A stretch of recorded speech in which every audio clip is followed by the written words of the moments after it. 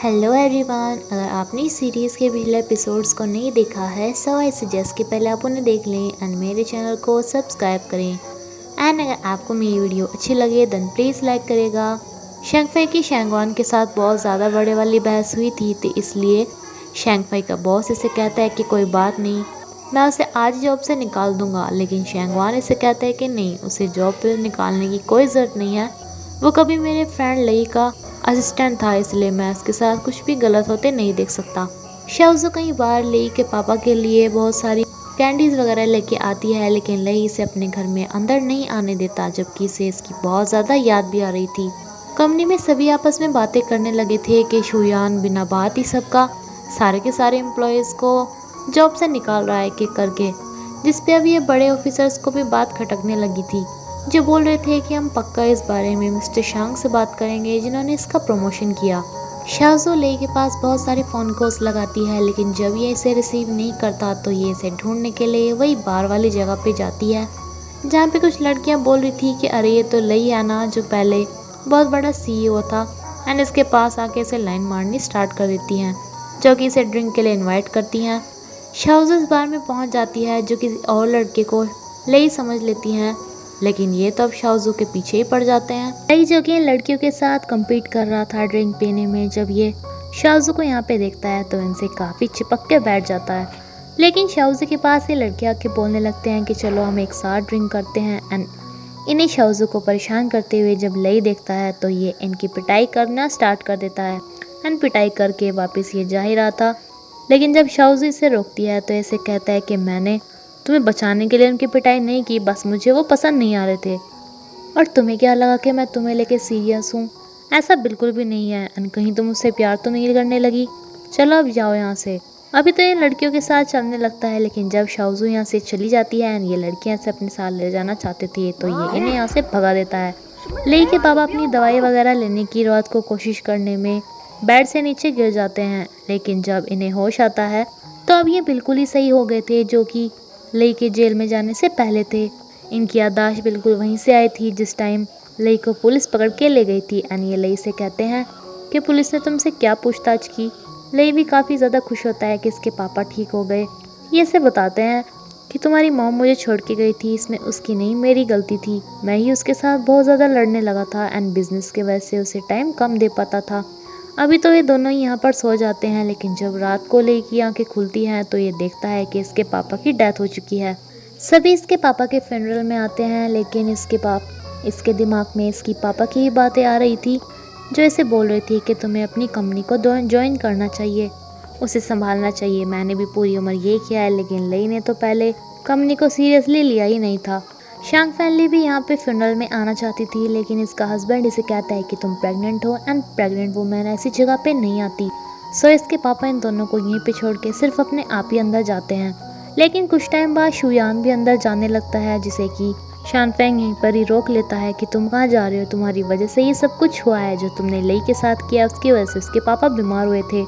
इन दोनों की यहाँ पे फाइट हो पाती इससे पहले ही शाओजू यहाँ पे आती है एंड शुयान को यहाँ से जाने के लिए बोल देती है। एंड शुयान भी चुपचाप चला जाता है, लेकिन इसे बहुत ही ज़्यादा गुस्सा आ रहा था। ऊपर से इसकी वाइफ भी इससे बार बार ये पूछती है कि लई सही तो था ना, तुम अंदर गए थे, बताओ ना वो कैसा था, जिसे आज ये गुस्से में बोल देता है कि तुम हमेशा उस लई की क्यों केयर करती हो, तुम मेरी वाइफ हो तो मेरी केयर करो। इसे आज काफ़ी ज़्यादा गुस्सा आ जाता है, लेकिन इस चक्कर में इसकी प्रेग्नेंट वाइफ को हर्ट हो जाता है, जिससे अब इसे जल्द से जल्द हॉस्पिटल लेके जाना पड़ता है। शांग फैमिली के पापा उससे पूछते हैं कि ये सब क्या हुआ, तो बताती है कि कुछ नहीं, मैं बस सीढ़ियों से गिर गई थी। लई को आज अपने पापा की डायरी मिलती है, जिसमें लिखा था कि आज मैंने एक लड़की को देखा जिसे देखते ही पहली नज़र में मुझे प्यार हो गया। उसके पेरेंट्स हमारी शादी के लिए नहीं माने थे, लेकिन उसने बहुत रिक्वेस्ट करके उन्हें मनाया। इसमें हर एक बात लिखी थी कि आज मैंने उससे शादी कर ली, आज हमारा बेबी हुआ एंड अब हमारी बहुत ज़्यादा लड़ाई स्टार्ट हो गई। एंड लास्ट की लड़ाई के बारे में भी लिखा हुआ था कि वो मुझसे लड़ाई करके गई, जिसके बाद मैंने उसका पीछा तो किया, लेकिन उसकी डेथ हो चुकी थी। एंड अब जाके लई को पता चलता है कि वो इसे अब तक इसलिए नहीं मिली क्योंकि उसकी मॉम की तो तभी ही डेथ हो गई थी। यानी कि फालतू में अपनी मॉम को आज तक नफरत करता रहा। हॉस्पिटल से वापस आने पर शुयान इसकी काफ़ी केयर करता है, लेकिन ये कहती है कि अब यहाँ में मेरे पापा नहीं है तो ये नाटक दिखाने की कोई ज़रूरत नहीं है। लेकिन शुयान इसे कहता है कि प्लीज़ मुझे एक मौका दो, मैं तुमसे बहुत ज़्यादा प्यार करता हूँ, तुम्हारी बहुत ज़्यादा केयर करूँगा, बस उससे मुझे गुस्सा आ गया था। लेकिन ये इसे कहती है कि अच्छा तो तुम गुस्से में मुझे हर्ट कर सकते हो। लई अपनी आंटी से आके अपनी मॉम के बारे में पूछता है, जो इसे बताती है कि जब इसके पापा के साथ इसकी मॉम की लड़ाई हो गई थी तो ये अपने बेटे को ये बोल के गई थी कि मैं तुमसे मिलती आती रहा करूँगी, लेकिन मैं तुम्हारे पापा के साथ नहीं रह सकती। लेकिन बाहर जाते ही इनका एक्सीडेंट में डेथ हो गई थी। नाउ ये अपनी मॉम के ग्रेवयार्ड्स पे जाता है एंड बहुत ज़्यादा रोता है एंड देन बहुत ज़्यादा ड्रिंक करता है। शाओजू भी यहाँ पे आती है तो इसे बताता है कि देखो मैं उन्हें फालतू में ही नफरत करता रहा, मेरे डैड ने और आंटी ने भी मुझे कुछ नहीं बताया। ये आज भी काफ़ी ज़्यादा गुस्सा करता है, लेकिन शाओजू से फिर भी यहाँ से लेके किसी तरह घर पे जाती है, जिसे कि काफ़ी ज़्यादा फीवर भी हो गया था। ये इसकी देखभाल करके अपने घर जा ही रही थी कि इसे अपनी मॉम के सपने आने स्टार्ट हो जाते हैं, जो कि जाओजू को अपनी मॉम समझ के कहता है कि प्लीज़ यहाँ से मत जाओ। इसकी मॉम इसे कहती है कि बेटा मैं तुमसे बहुत ज़्यादा प्यार करती हूँ, लेकिन अब अगर तुम मेरे चक्कर में सबसे नफरत करोगे तो कैसे चलेगा। जो लोग तुम्हें इतना चाहते हैं तुम्हें उनकी कदर करनी चाहिए। एंड जब इस सपने के बाद आधी रात को इसकी आंखें खुलती हैं एंड जब इसकी आंखें खुलती हैं तो शाओजू उसकी केयर करते हुए यहीं पर ही सो गई थी, जिसे वे बेड पे सुला देता है। लेकिन जब इसकी आंखें खुलती हैं सुबह तो लई यहाँ से जा चुका था। इसे लेटर लिख के कि पहले मेरी लाइफ बहुत ज़्यादा अंधेरे से भरी हुई थी, जब तुम मेरी लाइफ में आई तो मुझे लगा तुम रोशनी लेके आओगी, लेकिन अब मुझे पता चल गया है कि मेरी लाइफ में हमेशा अंधेरा ही रहेगा एंड मुझे ढूंढने की कोशिश मत करना और मेरे चक्कर में अपनी स्टूडियो को भी नुकसान मत पहुँचाने देना, वहाँ पे अच्छे से काम करना। ये पूरा दिन उसे ढूंढ ढूंढ के थक जाती है, लेकिन लई इसे कहीं पे भी नहीं मिलता। इसका मन अपने स्टूडियो में अब कहाँ लगने वाला था। शिकी की फ्रेंड इसे अपने हस्बैंड की फ़ोटोज़ दिखा रही होती है एंड तभी शांगवान भी इसे बुला के एक रिंग गिफ्ट करता है, जो कि ये सोचती है कि शायद ये शादी के लिए है। लेकिन ये इसे कहता है कि मैं तुम्हारे लिए चलो कुछ टाइम तक किसी और को डेट नहीं करूँगा, यानी कि इससे शादी वगैरह नहीं करने वाला था, इसलिए आज ये इससे अपना रिलेशन ख़त्म करके आ जाती है एंड दूसरे लड़कों को ब्लाइंड डेट पे बुलाने लगती है, लेकिन कोई भी इसके मैच का नहीं बैठता। लास्ट में यहाँ पे ड्रिंक कर रही होती है एंड जब इसे शैंगवान मिलता है, सॉरी शैंगफई मिलता है, तो इसे कहती है कि तुम कितने ज़्यादा अच्छे थे, मैंने भी फालतू में उस शैंगवान के पैसे पे आके मैं उसके पास चली गई, लेकिन मैं तुम्हें सच में बहुत ज़्यादा प्यार करती हूँ। लई इस आइलैंड पे ही वापस आ चुका था एंड शाओजू से ढूंढने के चक्कर में बार बार इसके घर पे चक्कर लगा के नौकर से पूछती रहती थी कि उसका कोई फ़ोन कॉल तो नहीं आया। तभी इसका ये जेल में जो कैदी था वो वाला फ्रेंड यहाँ पे आता है, बिकॉज ये भी जेल से रिहा हो चुका था।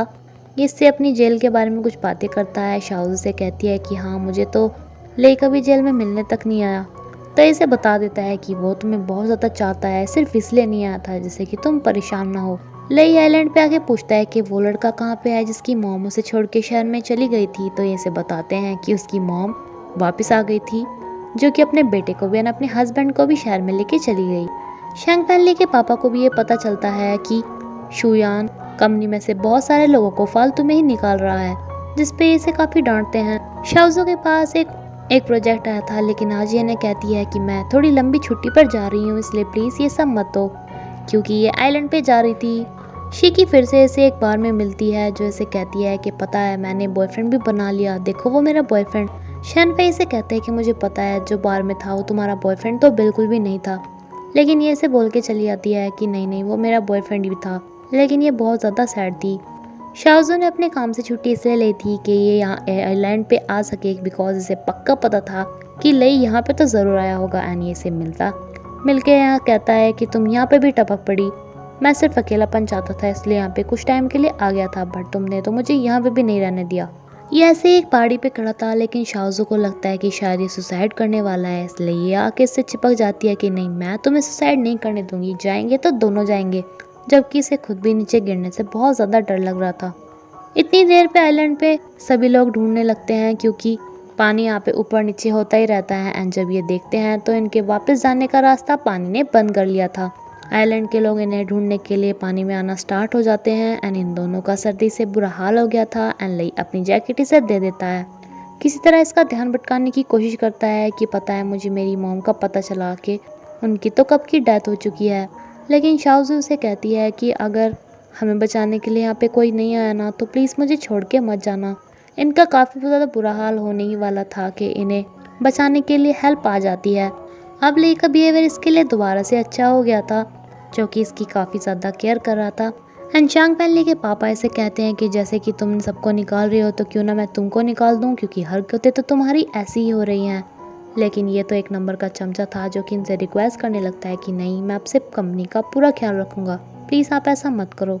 लई इसके साथ शहर में वापस आ जाता है, जिसे ये कहती है कि मुझे पता है अब तुम मुझे ये कहोगे कि तुम मुझसे दूर रहो, लेकिन लई से कहता है कि नहीं, मुझे तुम्हें थैंक्स बोलना था।